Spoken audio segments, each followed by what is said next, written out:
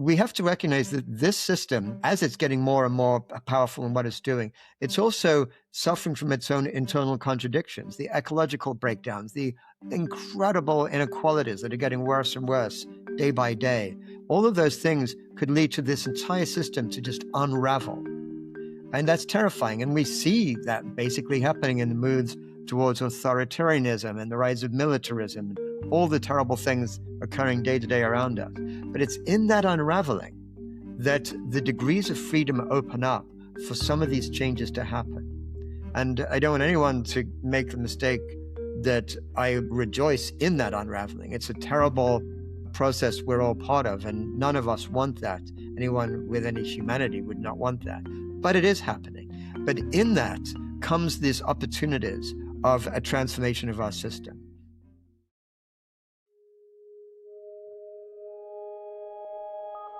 Welcome to Inner Pioneers, a podcast for those who feel the call to break new ground within themselves. Join us as we dive into real stories of transformation and learn from leading voices in psychology, science, and human development on how to move through inner shifts and seasons of change. I'm your host, Dimitri Axelrod, and now let's begin pioneering. Jeremy is an author, activist, and former tech entrepreneur. He lived the so-called American dream, building a successful tech company during the dot-com era until a personal tragedy forced him to a halt and to reconsider fundamental assumptions about his life. He began turning his attention to a deeper question. What kind of system are we actually building, and why?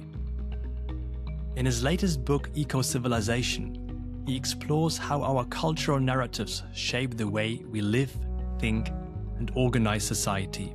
Jeremy brings a powerful and timely perspective on the hidden forces driving our global systems and what it might look like to reimagine them from a place of greater awareness. Jeremy, thank you so much for joining us. It's a pleasure to have you. Yeah, I'm looking forward to the conversation, Dimitri. Thanks so much for inviting me. Actually, it's not our first encounter, but I think it was more or less 5 years ago when I participated in your course, Deep Transformation, which was a wonderful course and led to many, I would say, seismic shifts on how I looked at the world. And that's great to hear. You're still doing that course? Yeah, well, I've put it on pause for right now, just because I've been focusing so much of my time on this new book and getting that launched. And I'll probably offer basically a whole different course, maybe beginning next year, really on this new book that is coming out in May. Yeah. Wow, very exciting. And we will try also to talk about your book and the ideas you're bringing forward in it. But maybe let's start with a topic that I think leaves many people, me included, sometimes cynical, sad, confused. And it's really the topic about the state of our world. And what I mean by the state of our world, I'm referring to the overarching condition that we find ourselves in an economic system that just doesn't seem to work any longer or doesn't seem to produce the outcomes most people are actually hoping or wishing for. We have massive destructions in biodiversity, right? People are speaking about the sixth great mass extinction. You actually wrote in one of your newsletters recently that by 2050, we will have more plastics in the ocean than actual fish, which is just mind-boggling. And maybe really, what is your take on where we are and what is broken about the system?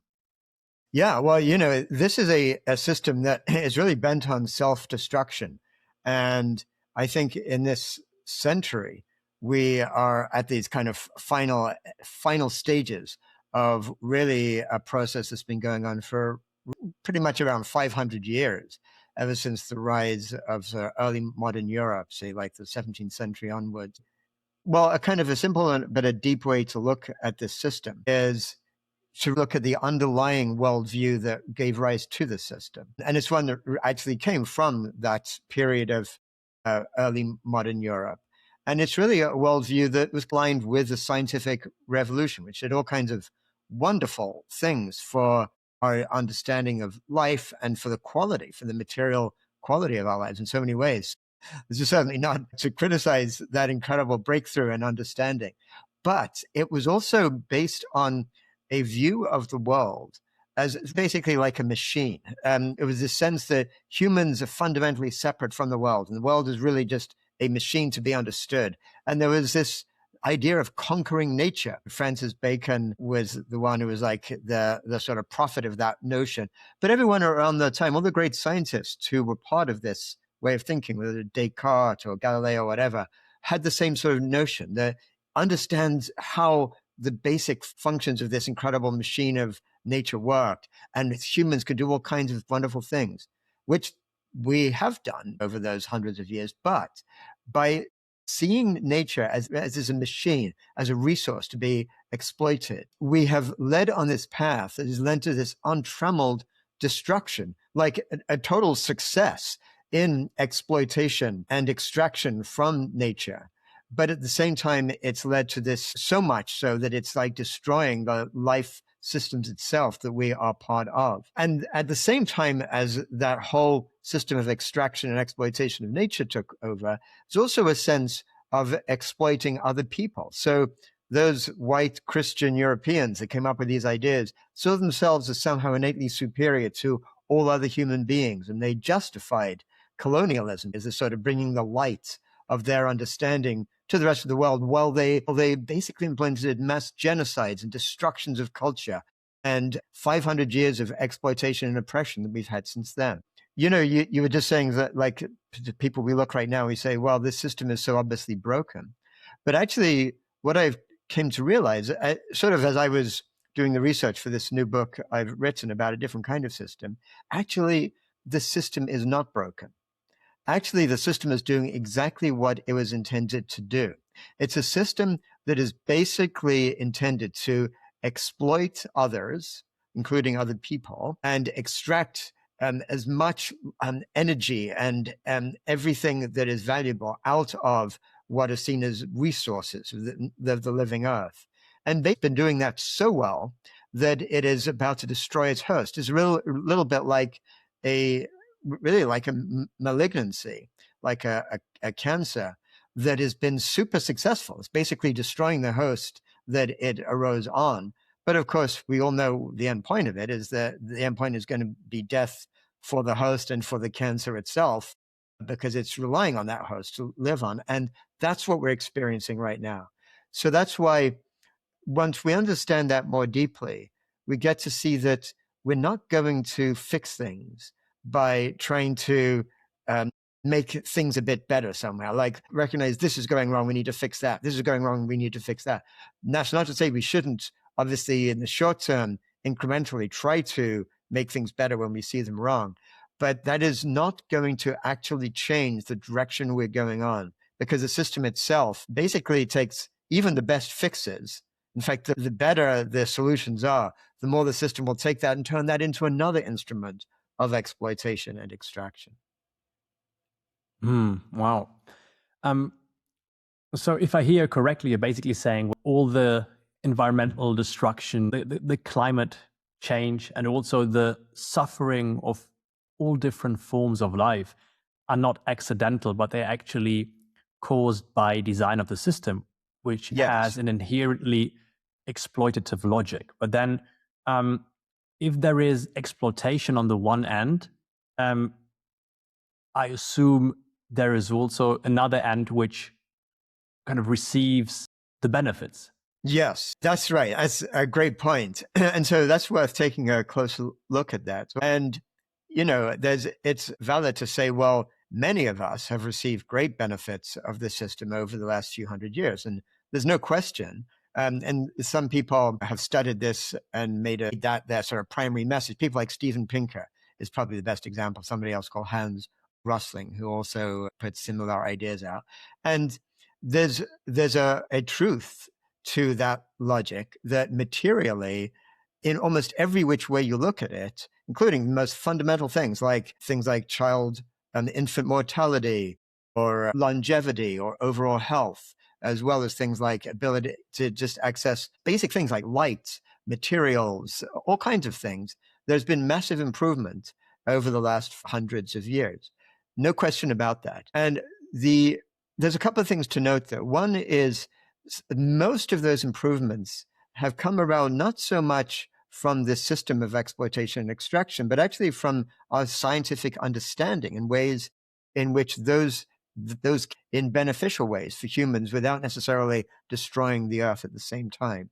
So that's kind of one thing to sort of explore a little bit more deeply. But maybe a deeper point about that is that if you look at the actual who is really getting the benefits of the system and who are getting exploited, what you see is it's what has been aptly called a wealth pump, that essentially most of the value that is being sucked out of the earth, most of the value that's being sucked out of humans who have to give their blood, sweat, and tears for the vast bulk of their life's energy and spirit into selling their hours for an employer and for whoever owns the resources that is buying that labor. Most of that wealth is getting sucked into a smaller and smaller tiny elite. The Occupy movement used to talk about the 1%. Nowadays, it's also equally important to look at the 0.1% and the tiny, tiny group of people who are amassing billions of dollars and hundreds of billions of dollars of wealth and power as a result of the system that sucks everything out and pulls it up to a smaller and smaller group of people. That is the system that we live in. Now, many people who find themselves in the middle of that system might get some benefits from that wealth pump themselves. And that's especially true of people who live in the global north. And there's a key issue to look at around that, because once we begin to understand what the system's actually doing, those of us who are in a place of economic, cultural, material privilege, such as I definitely am, and you might be, and many people listen to this podcast, it opens up a kind of moral inquiry. Because then you have to start saying, well, if I'm a beneficiary of that, who are the people who are actually who are getting the wealth sucked from them in order to let me be a beneficiary? And if that's the case, if I look at this and I can see that there is a moral outrage being performed, what can I do around that? Because that privilege brings a certain empowerment, which gives us a moral choice whether we want to act on that system. Not saying that we should immediately feel guilt for the fact that we have been born into a certain place of privilege. But once we're aware of it, there is a certain moral imperative to do something about it. And so you told us some of the Pinkarian arguments, so to speak, right? We have massive increase in life expectancy, material wealth, so many people dragged out of poverty, right? And I think that there are a lot of reasons to say, well, it's not so black and white, and how you measure poverty defines how many people are in poverty, and people who before weren't forming part of the financial system and suddenly were kind of pulled into the more regulated labor markets, suddenly were counted as not poor any longer, but they were uprooted often from their local communities, put into slums somewhere in the global south, and then we said, well, they're out of poverty now. But maybe what I want to say with that argument is, many people would argue, Jeremy, the system is not perfect, but it's probably the best we've had so far, right? And the classical argument is, we've tried communism and it spectacularly failed. And the current system that we have is the system that brought us prosperity and peace that they claim was unprecedented in history. Yes. And that's what the claim is. And that claim, by the way, has been promulgated so powerfully that most people would say, well, that's obviously must be true because everyone keeps saying it. And that's actually something that's worth exploring a little bit about its concept of what's known as cultural hegemony, which is really the recognition. It was actually a Italian philosopher, Antonio Gramsci, who first talked about that in the 1930s. What happens is when you have a power structure, the elite at the very top of it are served by this whole array of cultural thought leaders, intellectuals, also people like lawyers, accountants, or the whole array of professionals who go around saying this is the very best system. And the way cultural hegemony works is by creating a consensus trance that this is the best system. You don't have to enforce it on people who are getting exploited, but in fact, even the very people who are getting exploited support it because they're told that this is actually the best thing for them too. So that's a lot of what we see. And clearly one important thing is just to always, whenever you have some statement about we are doing better or this is helping us, whatever, to really ask this question, who is the we? Who is the us? Right now, there are something like 3 billion people in the world, a very, very large chunk of humanity who earn less money than is required to allow a child to get enough nutrition that they can expect along, a normal, healthy life ahead of them. Now, that is happening when just a busload of people in the world own roughly as much wealth as half of the entire world's population, essentially all of those people I just described. And that is a moral outrage. And that's the kind of thing that there's no justification to say, well, maybe this kind of system is the best system we had. It might be the best system for a small group of people, but not for the bulk. But the point is that to just look at the sort of 20th century as this kind of two systems, essentially like capitalism on the one side or communism on the other, and to think that that is all we have as the only two options is, I think, a fundamental sort of like a category error. And that's actually a lot of what this new book I've written on the vision of eco-civilization looks at. That when you sort of think in terms of that either or, then it's easy to justify, well, communism failed, then okay, that's the system we have. But there's another way of organizing the world that is available to us. And you can only really understand that once you realize what both of those two different systems, capitalism and communism, had in common.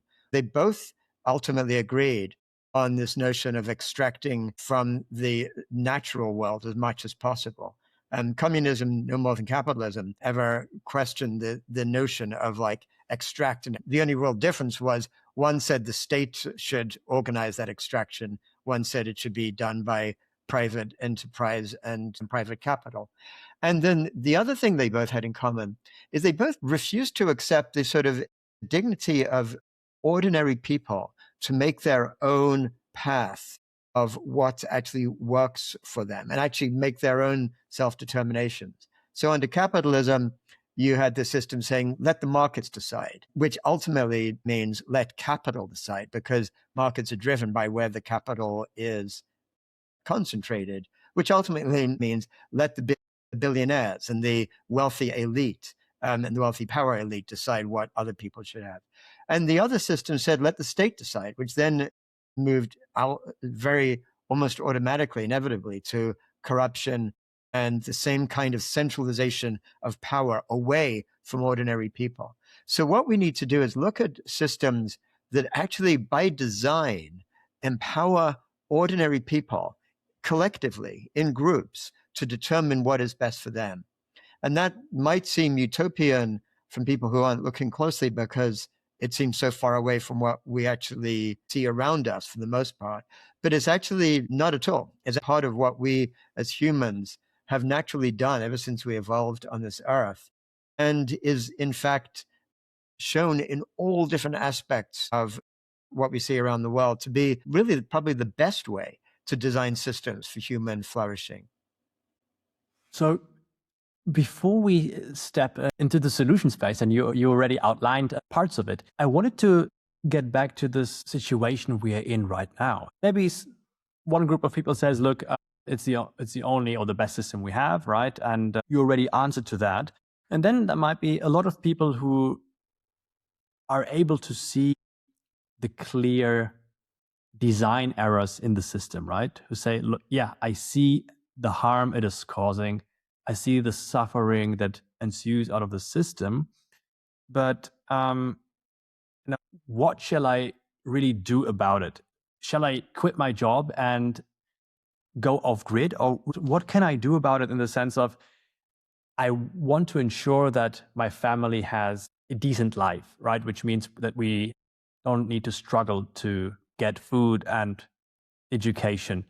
And somehow, and this counts also for me, this fear of descending the social ladder, of kind of drifting into poverty keeps, I think, me and many people in line, in the sense of, keep doing your job, because if you don't, you will lose in the system, right? And so somehow the sentiment is, even if I don't like the system, I need to play by its rules, because I'm not in a position to change it. And system change happens over decades, right? It happens organically and most of the time slowly, unless we talk about a sudden collapse. I can sacrifice myself by saying, I'm out of here, but it won't change the system, and somebody else will step into my shoes and do the same thing. What would you tell to these people and to me?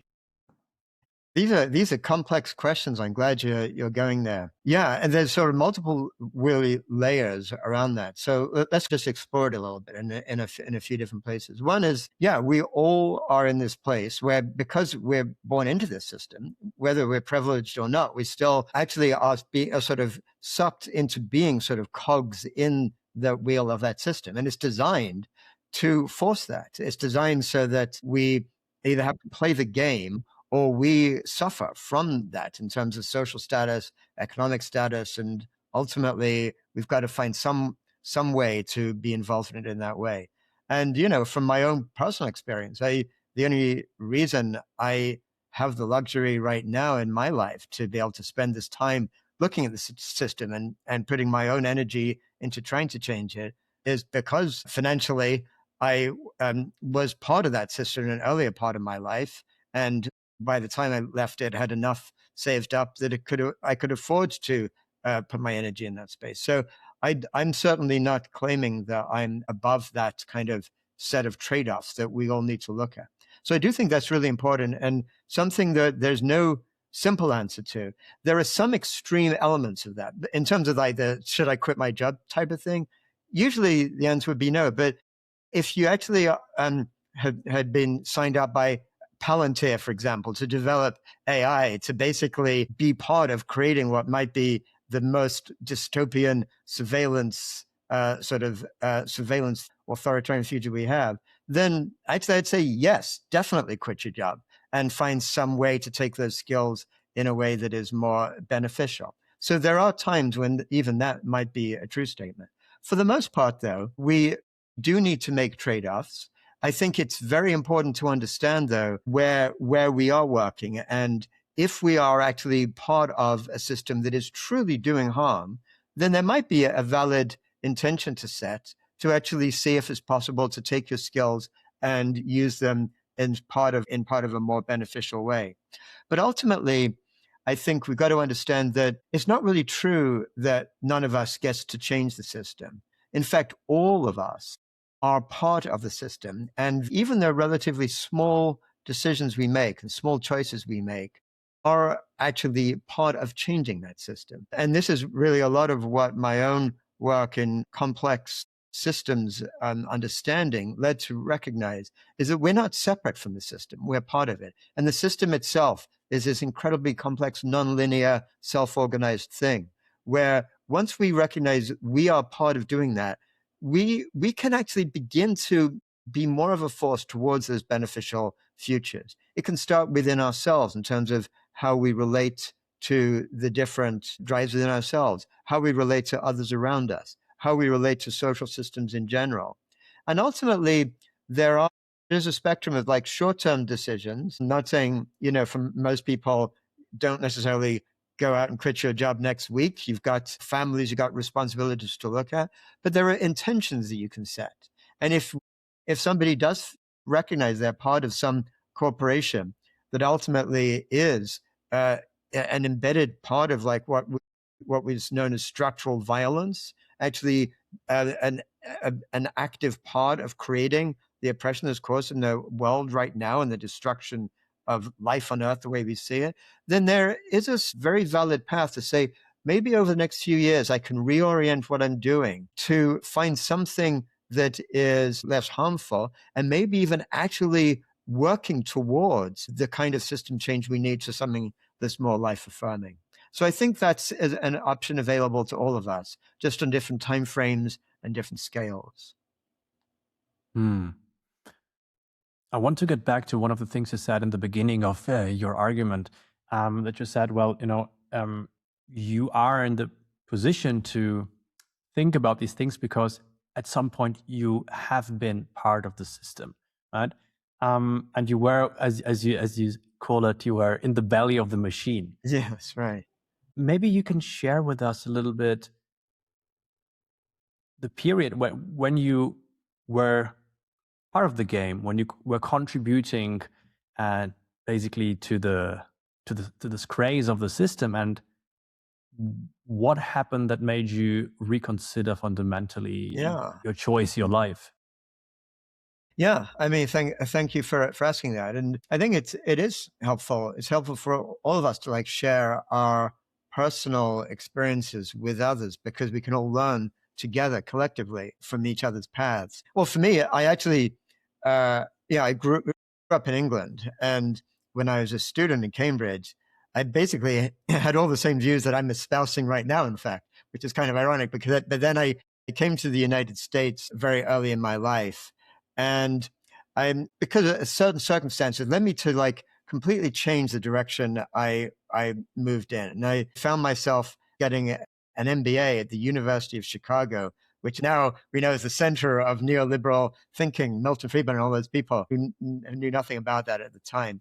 But I ended up going into management consulting, and I was trying to like care for my family, exactly like you were just describing. We people do, and ended up being part of the .com boom right back when the internet first started in the 1990s, and I was by circumstance or whatever it was, I ended up creating the first internet company that allowed people to apply for credit cards online, get approved in real time. It was so exciting. I got venture capital funding, took the company public, and I was chairman and CEO of this company. It was super exciting experience. But what's interesting when I look back on that time, the irony is it was doing everything that I now look at and see as exploitive, extractive, and destructive of people's lives. So I hold that and accept that.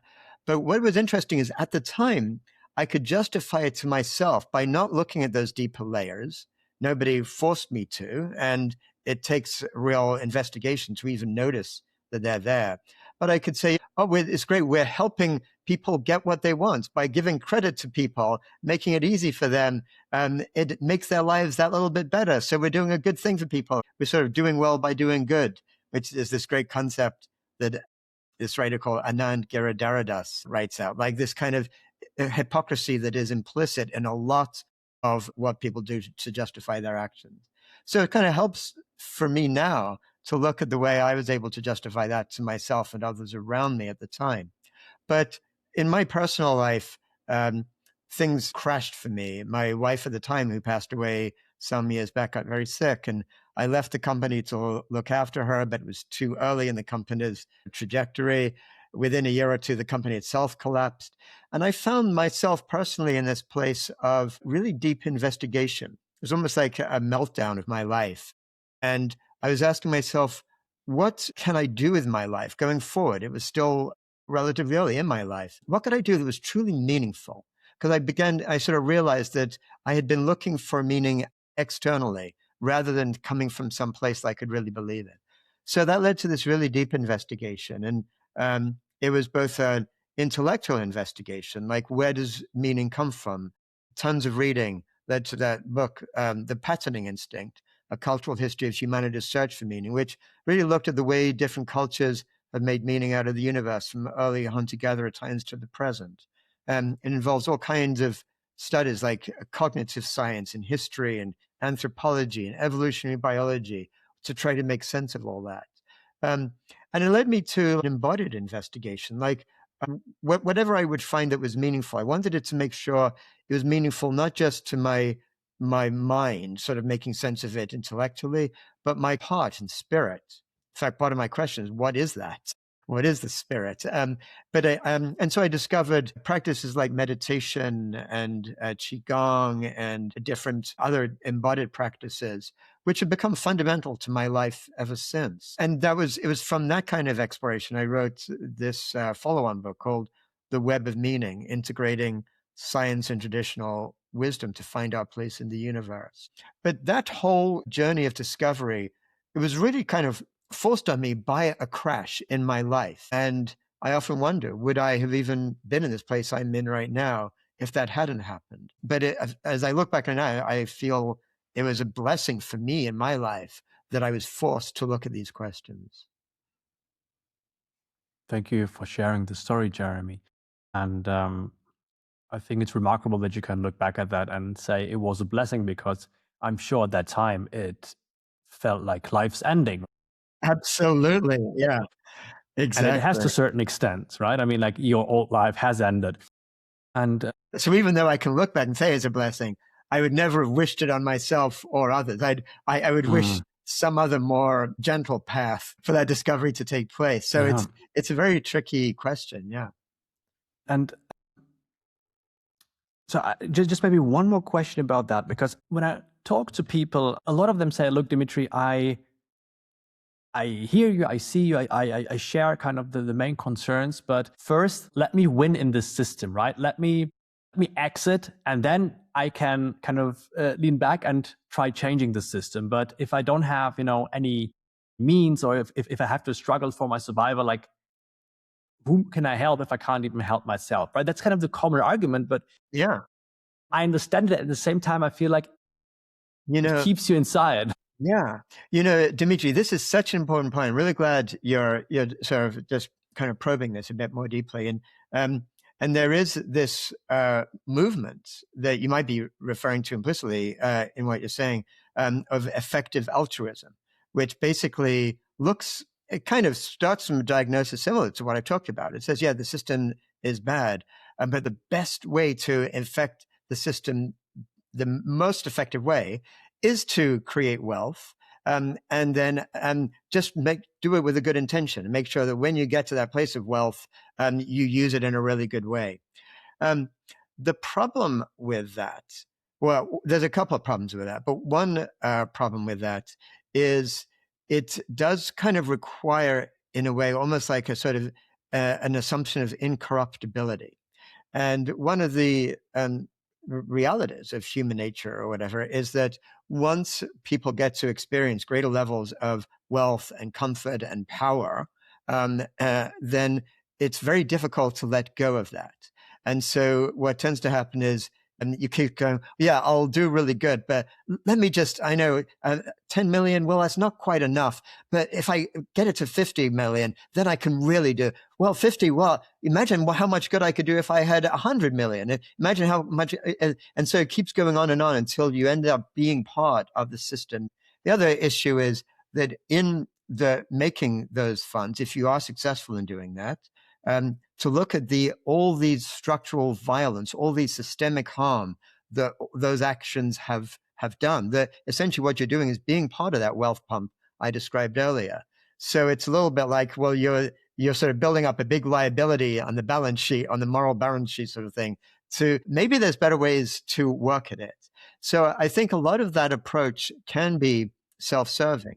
And having said that, just kind of want to point out that in a way that was the trajectory my own life took. But I think that in my case, it was a rarity. And most cases, what ends up happening is you don't get forced to sort of break out of the system by something happening like what happened to me, but you sort of get embedded in the system. And oftentimes you may not even get to the point where you end up earning so much you even have that choice, but you find, well, you've got, a spouse, you got kids, and suddenly you realize you're kind of stuck there. And you can really then find decades later, you look back in your life and say, things didn't work. I didn't take the path that I really felt was the right one, even though I thought that was it. So these are really big questions to ask when you're looking at those kind of life path options available to you.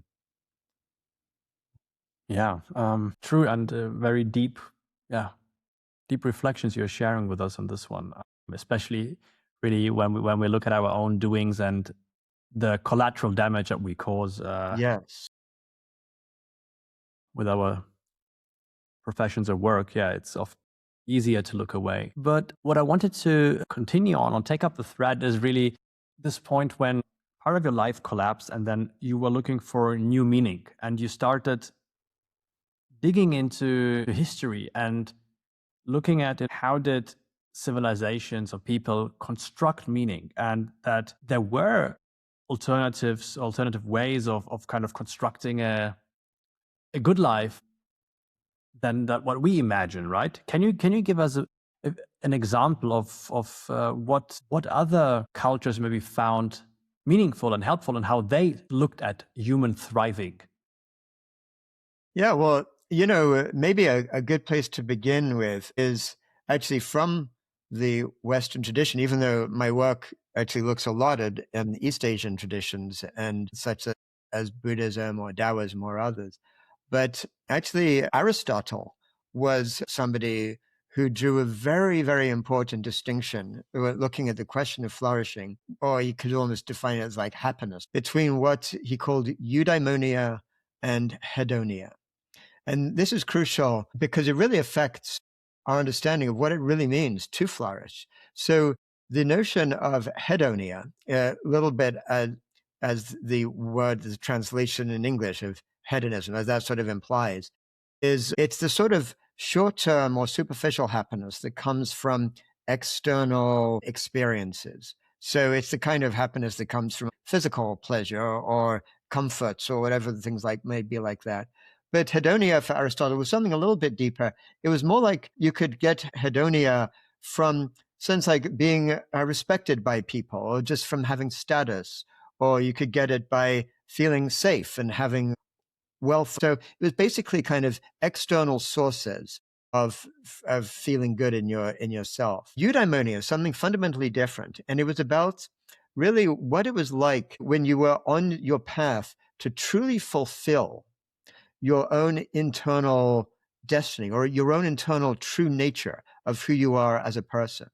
And Aristotle applied this not just to humans, but any living entity, with a tree or a fly or an animal could also experience eudaimonia if they were able to fully become what, I mean, he didn't obviously have the biological ideas of DNA or those things that came much later, but he had the essence of that idea. What was the intrinsic nature that had evolved for you to be who you are? And what did it mean to really fully manifest that in your life?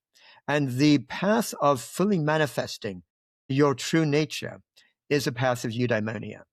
And the reason why that's actually so important in today's world was because our entire system of consumer capitalism requires on not having you experience eudaimonia.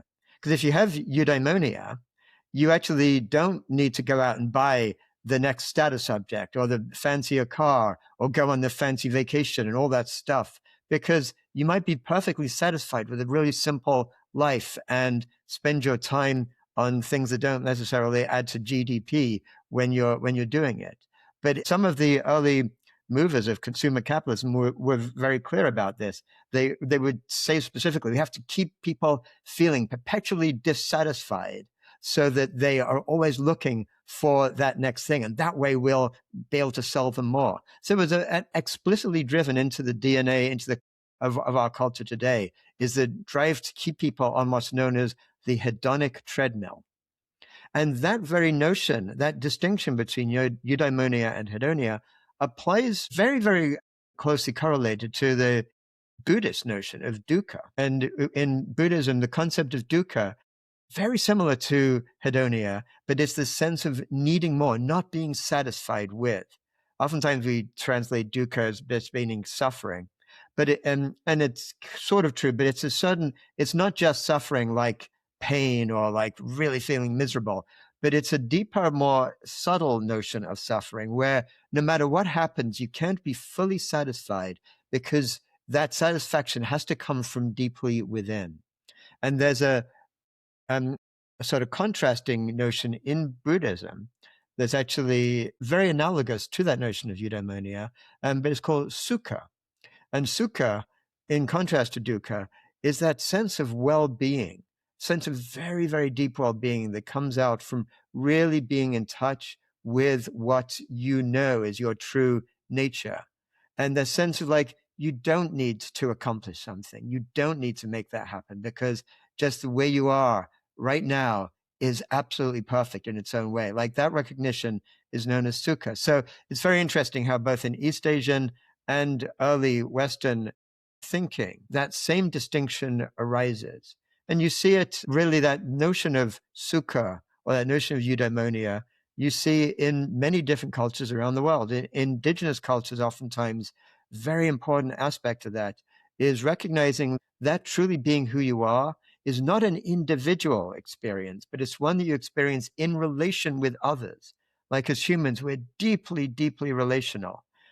So in sub-Saharan Africa, there's this core concept, also related.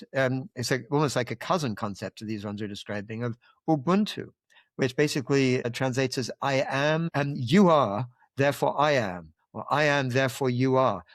Our existence itself arises from our relationality with others. So that's also a core way of exploring how we can really find that true fulfillment. Beautiful answer. Thank you for that. And you have portrayed where true sources for fulfillment and meaning can come from, and how can we build also on a societal level, on a systemic level, systems that respect these principles, and where these principles actually kind of influence the system, right? And that is probably also a question you thought about in your new book. Yes, that's exactly right, Dimitri. And that's a great sort of point to follow on from the discussion we've been having. And really, it is where I came to in my own investigation of these things. And in the book I wrote called The Web of Meaning, that we were talking about earlier, it looked at what would a worldview of deep interconnectedness look like that did integrate the best understandings of science and the great insights from traditional wisdom.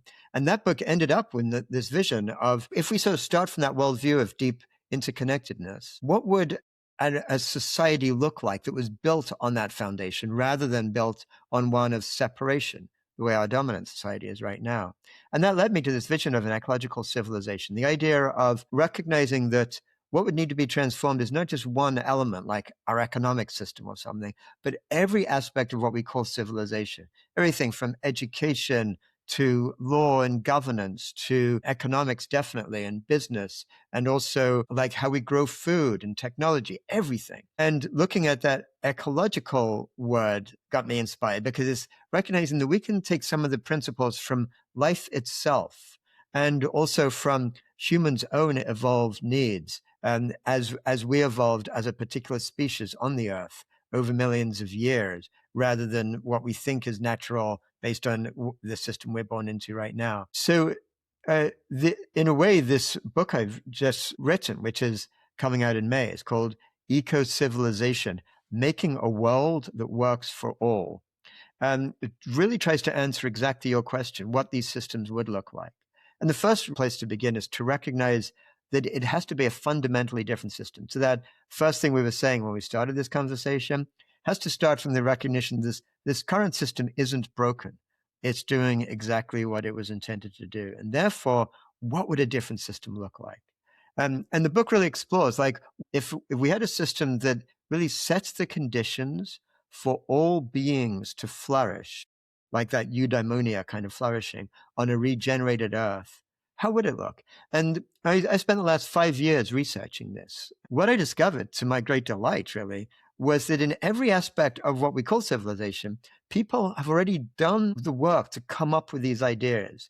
In some cases, they're brilliant ideas of what's possible. In other cases, in most cases, people already living and acting and working on the ground in ways that do prefigure what that different kind of system could look like. So this is not a vision of a utopia, like, wouldn't it be lovely if that were true, but it'll never happen kind of thing. Quite the opposite. It's a sense of what is actually doable and workable, feasible and practical for human beings in a far more realistic way than our current system, which is based on unrealism, if you will, is actually doable. So some of the concepts we look at, for example, is we can structure businesses not based on entrepreneurs owning the business and then taking the public, sort of like the way I did in the experience I told you about earlier. But you can actually build businesses cooperatively. There are great examples of very successful big scale co-ops like Mondragon in the Basque Country in Spain, and a whole region, Emilia Romagna in northern Italy, which is based primarily on co-ops rather than on privately owned corporations as a way to make life work. That's sort of one thing to look at. There's a whole different way we can organize ourselves according to what's known as the commons, which, if you think of something like, say, Wikipedia, is a perfect example of a commons-based enterprise. Wikipedia is not owned by Google or Facebook, and it got started not by somebody saying, I want to be the next billionaire, but by somebody empowering people, putting the structures in place for people to actually care and work together to self-organize into creating one of the greatest, most beautiful tools that we've created using the internet, of this kind of access to knowledge is freely available to all and managed by ourselves to actually be accurate and successful. That's an example of the commons actually working.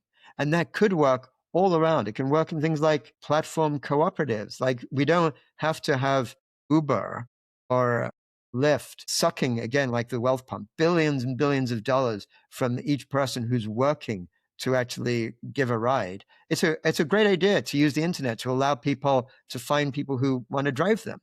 But why should 30 to 40% of all that wealth that's created then get sucked into the hands of a few entrepreneurs? What happens if you create a basically cooperative system where the wealth that actually does accrue from that applies to the very people, the drivers who are doing the work, where they have to have a control over their destiny?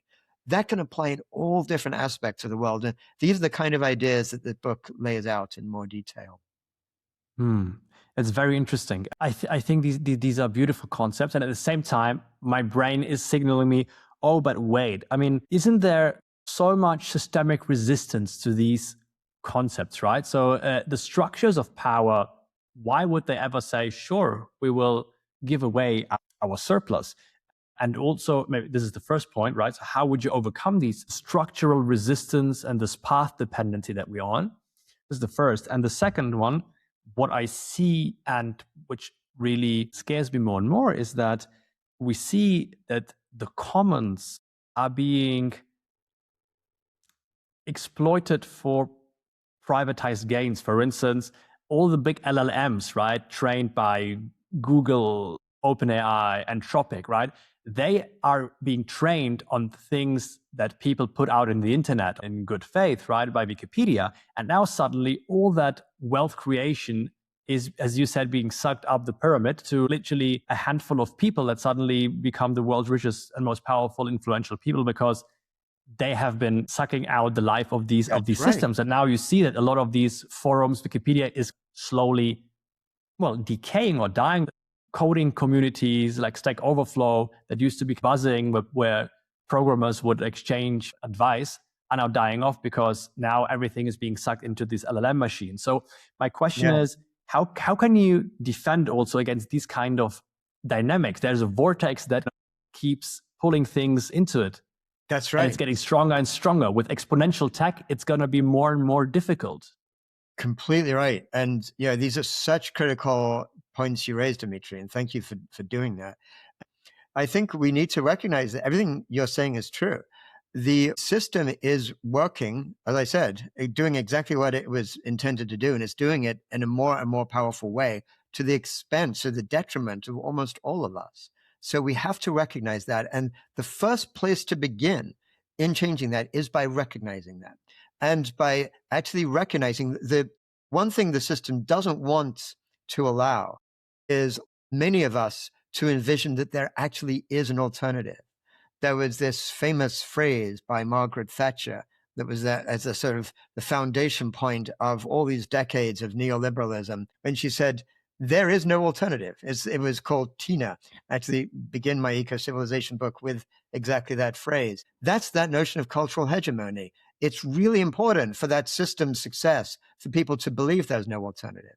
So part of what this book is about, and all the work that so many others are doing on these alternatives in the world around us, is it sets what's known as systems thinking as an attractor, like almost like a North Pole, a magnetic pull, recognizing there is actually an alternative. And once millions and millions of us begin to realize there is a real feasible alternative, we can start working together and pulling towards that. And so the last couple of chapters of my book look at these questions of how change happens and making change happen. And part of what I see is we have to recognize that this system, as it's getting more and more powerful in what it's doing, it's also suffering from its own internal contradictions, the ecological breakdowns, the incredible inequalities that are getting worse and worse day by day. All of those things could lead to this entire system to just unravel. And that's terrifying. And we see that basically happening in the moves towards authoritarianism and the rise of militarism and all the terrible things occurring day to day around us. But it's in that unraveling that the degrees of freedom open up for some of these changes to happen. And I don't want anyone to make the mistake that I rejoice in that unraveling. It's a terrible process we're all part of, and none of us want that. Anyone with any humanity would not want that. But it is happening. But in that comes these opportunities of a transformation of our system. I mean, one thing we know that this century, this entire world system, I think we can be pretty comfortable about this. Well, we can be pretty sure about this. Comfort is not the right word. That we're going to experience a great transformation in the human experience, something along the lines of when we moved from hunter-gatherers to agriculture, or when the scientific revolution transformed people's lives. What we don't know is what that's going to look like. It could be a total collapse. The system could just go so extreme that the whole thing could collapse. It could be a sort of a fortress Earth, with most people experiencing some form of collapse, while that tiny elite basically barricades themselves off and enjoys their techno enhancements with AI and learn how to sort of become transhumans and all this kind of stuff. Morally, almost worse in some ways than the total collapse, if this kind of bifurcation happens in that way. Or it could be a transformation leading to that life-affirming future that is possible for us. I'm not going to put odds on those possibilities, but the point is that if enough of us who all within our hearts as human beings, virtually all of us want that life-affirming future. We may not have the money or the political power or the military power to make that happen. But what we have is the power of shared human love for life, for each other, and for this living earth.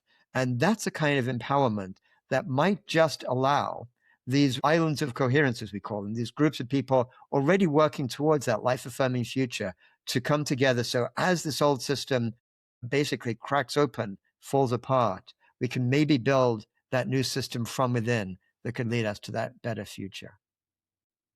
That is a beautiful, positive note. And maybe that is the right point also where we can end this interview. If you could share one wish for people who listen to this conversation, what would it be? Yeah, thank you for that question, Dimitri. It would be to open to some of the things I was talking about looking at your own place within the system, and to recognize that that future that I was just talking about is not like a spectator sport. It's not something that somebody else is going to do, but it's something that you and I, the two of us here, and anyone listening to this, is actually participating in, whether you like it or not. And so recognizing that kind of choice and what does that mean for the choices that you personally make, that would be my wish for anyone listening today, to do that inquiry yourself. Very necessary inquiry. Thank you, Jeremy, for doing this work. I think it is more necessary than ever before, and I deeply respect how much you try to bring people together and make them aware of not only the problems, but also of pathways forward. And of course, we are all kind of looking into uncertain times. But I find your spirit and your work is hopeful, and it's giving me hope. And thank you so much for doing that, Jeremy. Thank you. Thank you for inviting me on today, Dimitri, and for continuing your podcast, which is such an important contribution in itself. Thank you. Thank you.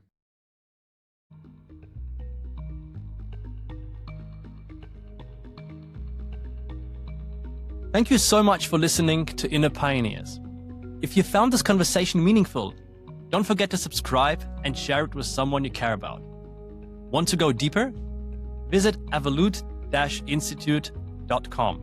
Until then, keep pioneering one step at a time.